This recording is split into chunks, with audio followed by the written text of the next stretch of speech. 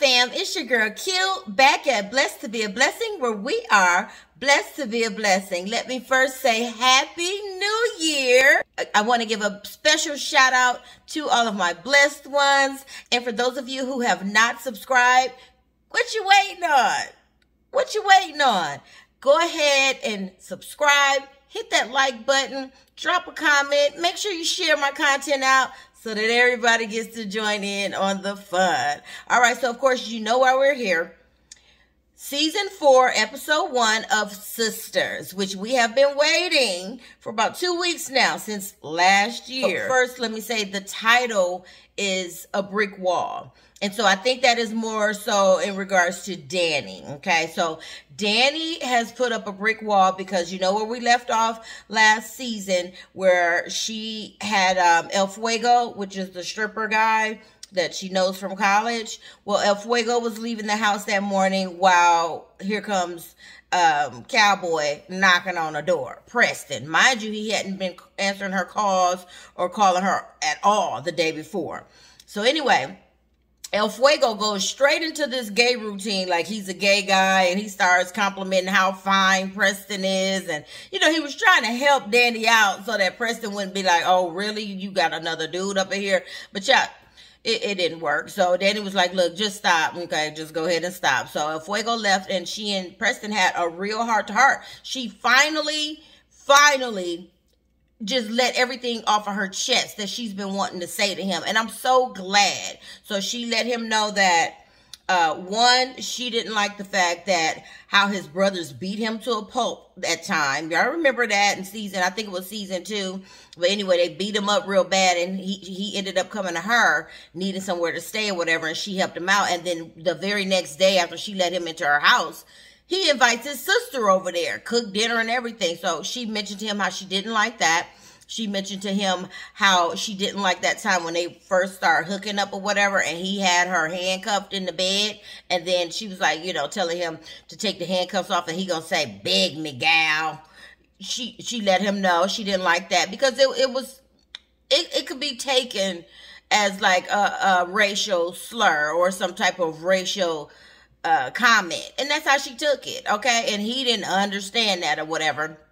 And then, so he basically was just like, you know, not understanding what she was saying. She was like, yeah, because that's your white privilege kicking in, where you just don't even see the things the way I see them. And which is true. And that's their whole problem from the whole jump.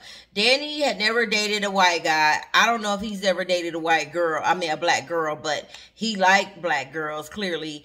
But they just didn't gel. They just had nothing in common. And I think that's why they really could not just like connect.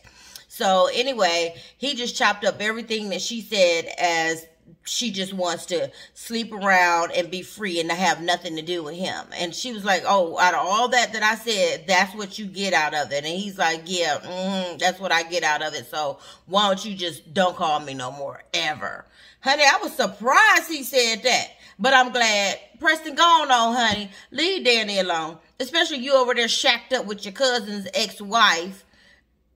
Who knows what's going on with that? And Dani's already not comfortable with that. So it's just time for them to just go their separate ways. It didn't work. She tried it.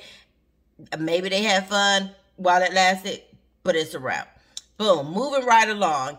Andy wakes up with Robin. So turns out, remember I told y'all last week, she was in the bed with Robin, and then he's like, yeah, we'd like to do this again. And she's like, who's we? And Gary comes walking out the bathroom. Well, child, she was dreaming, okay? I'm glad, too, because I was about to say, Mr. Perry, you just get too messy now, okay? Mr. Perry, you just get too messy now, okay? So turns out she was dreaming, which is good, because I'm sick of Gary, okay? I still don't trust Robin, though. I still feel like Robin is a liar. It's going to come out, because ain't nobody perfect. And they bringing him to us like he's just this perfect guy. You know, he owns the firm and all of this stuff. He's got the private jet, all of this stuff, right? It's going to unfold the real tee-hee-hee about Robin. So anyway, he's begging her to stay and to skip work or whatever. She's like, no, I got to go to work. And he's like, well, you know, I'm the boss. And she's like, yeah, but I still got to go to work. Okay, so anyway, she ends up going to work, and she gets to work, and there's flowers all over the firm, okay? Not just her office, but outside the receptionist area and everything. Flowers are just coming in. So Fatima gets there first, or she's there first, of course, and she's like, who are all these flowers for? And so the lady behind the desk was like, they're all for Andy. So she's like, okay. So anyway, Andy comes in. She finds out about the flowers. Y'all know who the flowers was from. Oh, psycho crazy behind Gary. And didn't I tell you, every time they fall out, when he tried to make up, he go put on a doggone 3-piece suit and come up in there looking like all kinds of Mr. Chocolate Good Bar, thinking he could win her back. So this time, honey, Fatima jumped in and she was like, what you want? And he like, I want to see Andy. She's like, look, she busy. She in a meeting. She ain't got time for you. So Gary decides to take it upon himself. He gonna walk up through the firm and go to her office anyway, honey. So Fatima stopped and was like, look, I don't know what you think this is, but don't make me show my butt in front of these white people today. And he was like, he didn't know what to do, because he was just going to go ahead and go to Andy's office, like just going to bogart. So Fatima told him, look, you see them stairs behind you?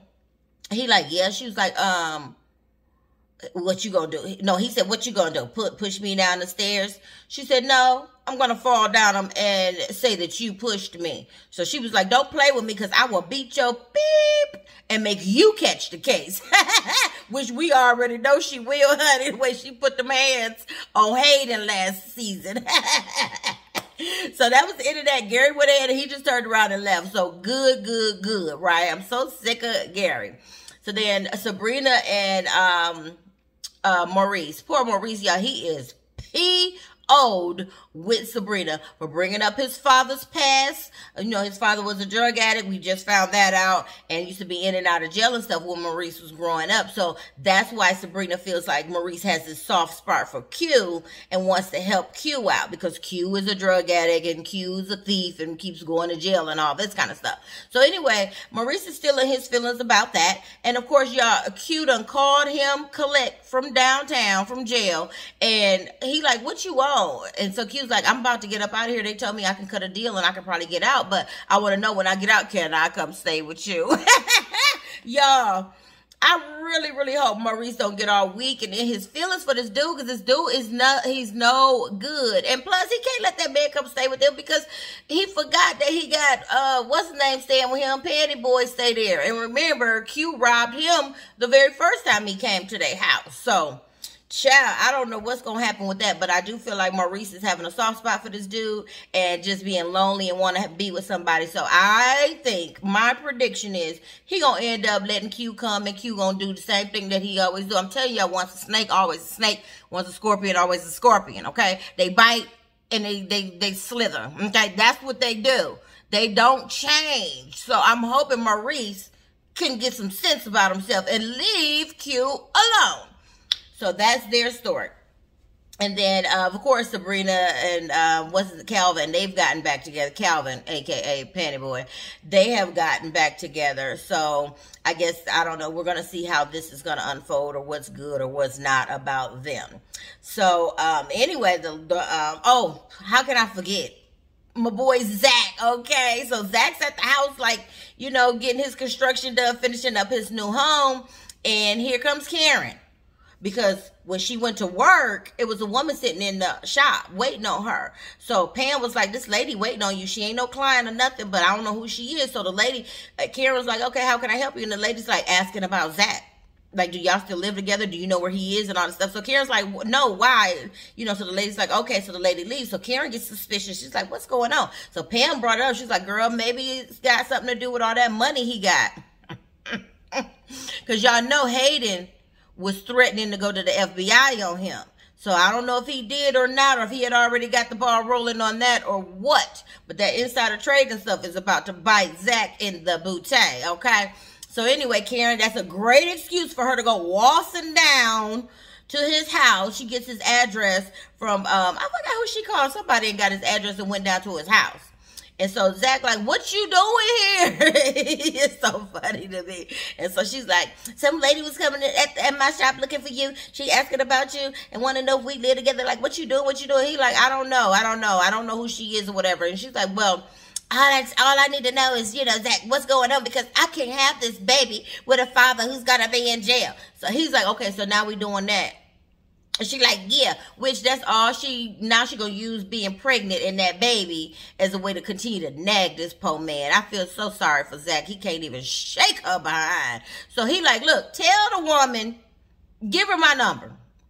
She like, oh, that's what you want me to do? He like, yeah, give her my number. So, you know, she's like, well, can I see the house? No, you can't see the house, Karen. Why are you here? That's what he really wanted to say. But he was just like, no, it's construction going on. Okay, it's all kinds of stuff going on the inside, glass and dirt and dust. You're pregnant. You don't need to be in there. She's like, oh, I can't come see the house. No, Karen, because for one, Zach is having that house built for him and Fatima. So you keep your little self up on out of their house, okay? So he keeps telling her no, and then finally she does what she always does, gets an attitude with her little manipulative self. I can't stand Karen. So she like, fine, Zach, fine. He like, come on in. You want to come on in? Come on and be around all this dust and everything while you pray. Come on, yeah, come on. Then she like, nah, forget it. Y'all know how she do. I'm so sick of her. And I'm so sick of this whole pregnancy thing, which I'm hoping some kind of way Mr. Perry can write this out, because she gonna be aggravating. And ain't nobody got time for no nagging behind baby mama. I'm so sick of it already. So anyway, Zach's like, where's your car? And she's like, my stupid behind trying to protect you. I parked on down the street. You know, she was trying to call herself preventing, stopping anybody from following her to his house or whatever. So that was that. And so then the last like, it ain't even funny. It's like funny but not. But anyway, Fatima's talking with Andy. Of course, they're talking about Andy's telling her about her escapades with Robin and what they did in the bed and what he got and all this stuff, which is so stupid. Like, you don't tell your friends about your man and in the bed. Stupid. But anyway, so they're talking and everything, and then all of a sudden everybody in the office is like running in one direction. So Andy's like, what's going on? And Fatima's like, I don't know. So Andy's like, well, maybe we need to start running too, girl. So honey, one of the ladies came into Andy's office, was like, they're like, what happened? She's like, they just found Hayden dead in the parking lot. Y'all, they killed him. Fatima and her boys put them paws on Hayden, and beat the man to death. Now he was aggravating. I ain't gonna lie, his character was aggravating. Especially he threatening trying to get my boy put in jail.